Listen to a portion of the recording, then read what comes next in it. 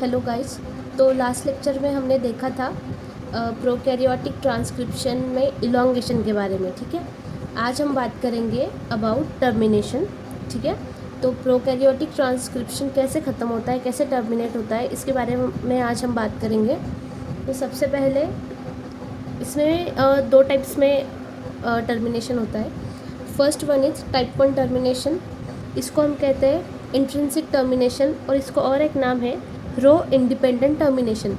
इसमें जो रहता है नो एक्स्ट्रा प्रोटीन रिक्वायर्ड, इसमें कोई एक्स्ट्रा प्रोटीन या एक्स्ट्रा फैक्टर की रिक्वायरमेंट नहीं होती है। ठीक है, तो इसमें रो प्रोटीन्स जो बाकी के टर्मिनेशन में यूज़ होता है वो इसमें यूज़ नहीं होता है, इसलिए हम इसको बोलेंगे रो इंडिपेंडेंट टर्मिनेशन। ठीक है, और ये इस टाइप के जो जीन्स रहते हैं, more than 90% of genes in bacterial cell are intrinsic. ठीक है, देन है टाइप 2 टर्मिनेशन, इसको हम बोलेंगे एक्सट्रिंसिक टर्मिनेशन, और एक नाम है रो डिपेंडेंट टर्मिनेशन। अब इसमें जो एक्स्ट्रा फैक्टर होता है, एक्स्ट्रा प्रोटीन रिक्वायर्ड रहता है रो वाला, वो इसमें काम आता है। ठीक है, तो 10% genes in bacterial cell are extrinsic. ठीक है, now we will discuss about rho protein.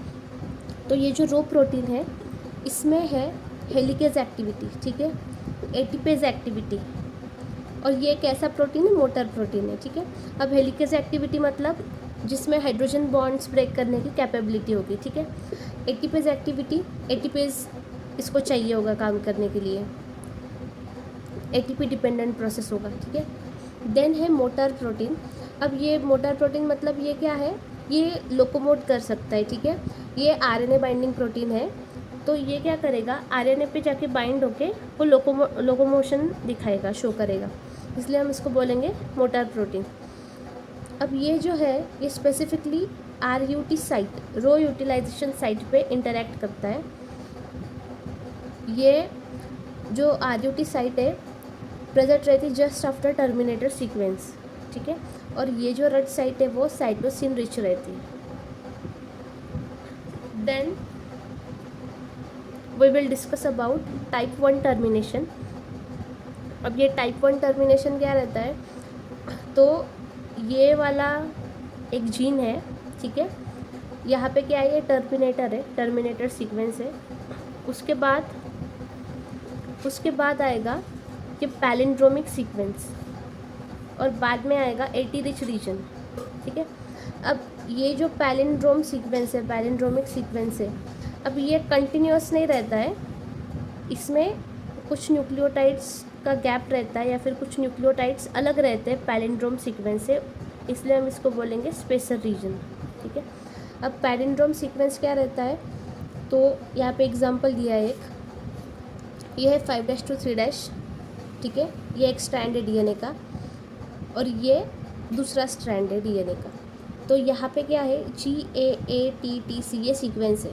ठीक है, अब इसका जो कॉम्प्लीमेंट्री सीक्वेंस है, C के साथ G होगा, T के साथ A, ये वाले T के साथ एडिनिन, एडिनिन के साथ थाइमिन, तो ऐसे पेयरिंग करके ये जो नेक्स्ट वाला सीक्वेंस बनेगा, अगर हम इसको सेम ओरिएंटेशन से रीड करेंगे, जैसे इसको 5' to 3' रीड किया, देन इस सीक्वेंस को हम 5' to 3' रीड करेंगे, तो सेम ये इसकी तरह रीड होगा, जैसे GAATTC, GAATTC। ठीक है, इसको हम बोलेंगे पैलिंड्रोम सीक्वेंस।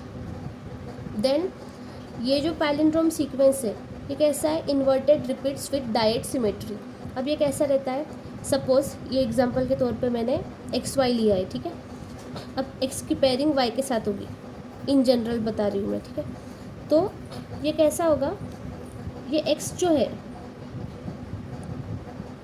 ये जब इस टाइप में लूप फॉर्म करेगा, तो ये X वाला Y के साथ बाइंड होगा, Y वाला X के साथ बाइंड होगा, ये XX ये 2 Y के साथ बाइंड हो गए, और कुछ न्यूक्लियोटाइड्स बाइंड ही नहीं हो गए, ये ऐसे ही बचेंगे।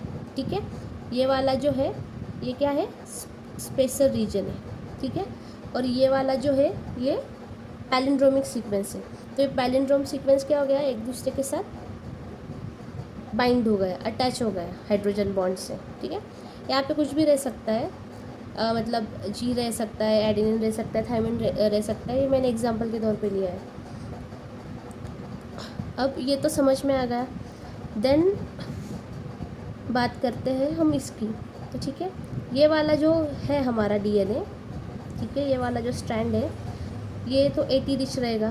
ठीक है, अब ये ए है तो आरएनए में ए के साथ यू पेयर होगा, क्योंकि आरएनए में तो थायमिन प्रेजेंट नहीं रहता है, यूरासिल रहता है, तो ए यू की पेयरिंग होगी।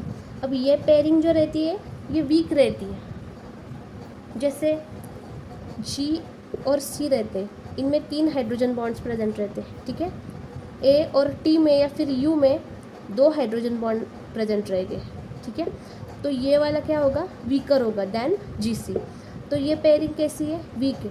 जब यहाँ पे ये पैलिंड्रोम सीक्वेंस से हेयरपिन लूप बन जाता है, ठीक है, ये हेयरपिन लूप हो गया, और हेयरपिन लूप बनने की वजह से इस पर स्ट्रेस आ जाएगा। ठीक है, और स्ट्रेस क्रिएट होने की वजह से ये वाला जो एमआरएनए का स्ट्रैंड है ये डीएनए से सेपरेट हो जाएगा, अलग हो जाएगा। इसको हम बोलेंगे टाइप 1 टर्मिनेशन। तो इसमें क्या होता है, स्ट्रेस क्रिएट होने की वजह से और ये एयू बेस पेयरिंग वीक होने की वजह से ये क्या हो जाता है, हिस्सा सेपरेट हो जाता है जल्दी से फ्रॉम द डीएनए स्ट्रैंड। ये एमआरएनए क्या हो जाएगा, सेपरेट हो जाएगा। इसको हम बोलेंगे टाइप 1 टर्मिनेशन। और इसमें कोई भी एक्सटर्नल फैक्टर, एक्सटर्नल प्रोटीन नहीं है, इसलिए हम इसको बोलेंगे इंट्रिंसिक टर्मिनेशन या फिर रो इंडिपेंडेंट टर्मिनेशन। ठीक है, देन है टाइप 2 टर्मिनेशन। अब टाइप 2 टर्मिनेशन में क्या होगा, रो प्रोटीन इन्वॉल्व होगा। ठीक है, अब जैसे कि ये है हमारा डीएनए, ठीक है, ये है एमआरएनए, यहाँ पे हेयरपिन बना, बट यहाँ पे अब क्या है, आरयूटी साइट प्रेजेंट है। ठीक है, इस आरयूटी साइट पे क्या होगा, ये रो प्रोटीन बाइंड हो जाएगा, और ये रो प्रोटीन बाइंड होने के बाद ये अपनी हेलिकेज एक्टिविटी शो करेगा, और ये जो हाइड्रोजन बॉन्ड्स है ये ब्रेक करेगा। ठीक है, ये कैसा प्रोटीन है, मोटार प्रोटीन है। तो ये क्या करेगा, हाइड्रोजन बॉन्ड्स इसके ब्रेक कर डालेगा, इसके पास हेलिकेज एक्टिविटी है, और डीएनए और आरएनए क्या हो जाएगा, हमारा सेपरेट हो जाएगा। ठीक है, इसमें ये रो प्रोटीन रिक्वायर्ड है, एक्सटर्नल फैक्टर रिक्वायर्ड है, इसको हम बोलेंगे रो डिपेंडेंट और इंट्रिंसिक टर्मिनेशन। ठीक है, ये टाइप 2 टर्मिनेशन का part. So guys, if you like this video please subscribe to my channel, और मैं ऐसे ही वीडियोज़ पोस्ट करती हूँ, so it will help in your studies.